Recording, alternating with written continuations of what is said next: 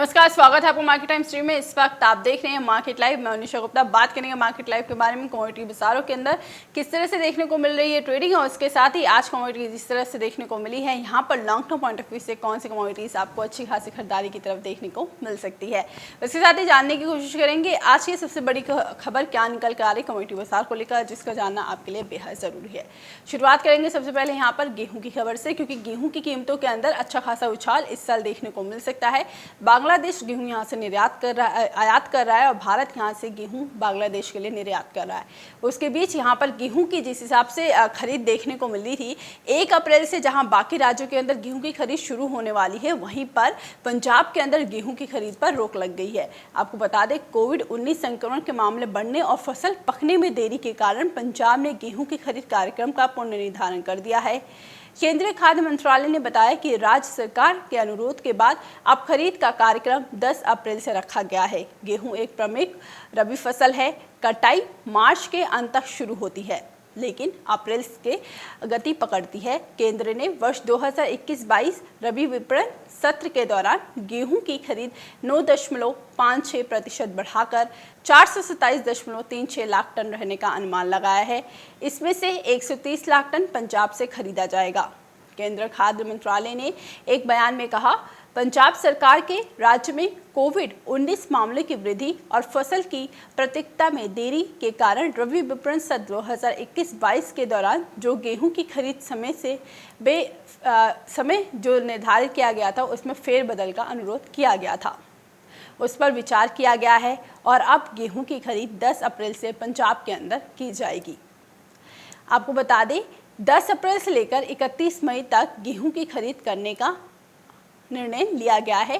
पहले ये 1 अप्रैल 25 मई तक होने वाली थी। न्यूनतम समर्थन मूल्य पर भारतीय खाद्य निगम और राज्य नागरिक आपूर्ति एजेंसी द्वारा गेहूं की खरीद की जाती है और गेहूं की कीमतों को लेकर भी यहाँ पर काफ़ी ज़्यादा चर्चाएं चल रही हैं। आपको बता दें, गेहूं की एमएसपी 1975 रुपये प्रति क्विंटल है। इसको लेकर भी काफ़ी जगहों पर चर्चाएं चल रही है। इस बार जो सरकार गेहूं खरीदेगी, क्या वो एमएसपी से ऊपर खरीदेगी? क्योंकि कुछ जगहों पर गेहूं अगर मंडियों के अंदर आ रहा है तो एमएसपी से ऊपर भी बिकता हुआ नजर आ रहा है। अब देखना ये होगा, क्या किसान जो एमएसपी पर हर साल सरकार को बेचते हैं अपने गेहूँ, वो इस साल सरकार को बेचेगी या नहीं बेचेगी? क्योंकि 1 अप्रैल से जब गेहूँ की खरीदारी शुरू होगी तो किसानों का मानना ये है कि इस बार उनकी फसलें भी नुकसान हुई हैं।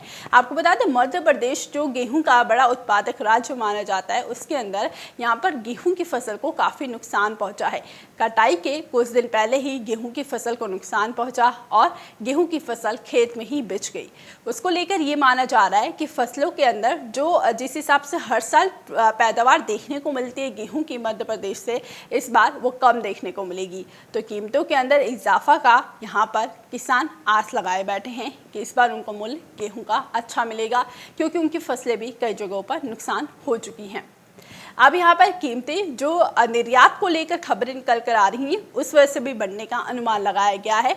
किसानों का ये मानना है कि 2050 से ऊपर ही हम गेहूं बेचेंगे। अभी जो गेहूं देखने को मिलेगा मंडियों के अंदर, जो सरकार खरीदती है वो एमएसपी पर खरीदेगी, यानी 1975 पर, और जो किसान बेच रहे हैं वो 2050 तक का बता रहे हैं।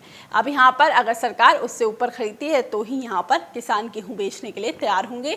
लेकिन कुछ जगहों पर किसान ये भी कह रहे हैं कि अगर एमएसपी तक निर्धारित मूल्य यानी न्यूनतम समर्थन मूल्य तक भी अगर उनकी गेहूँ बेच जाती है तो उनकी लागत निकल जाएगी। तो गेहूँ की कीमतों के अंदर 2021 भी यहाँ पर तेजी की तरफ लेकर जाता हुआ नजर आया।